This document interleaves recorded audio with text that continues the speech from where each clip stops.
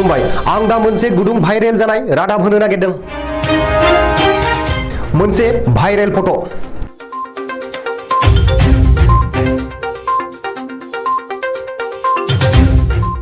सोरनि मानो भाइरेल जादों?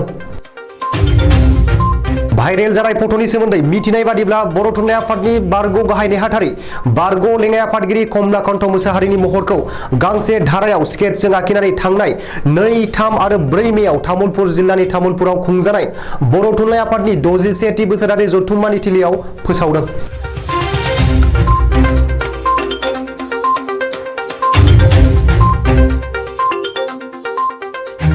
बे स्केट्स फट'नि आखिनाय महरा कमलाकान्त मोसाहारिनि महरजों गोरोबाखै होननानै ससियेल मिडियायाव बयबो कमेन्ट होसोदों।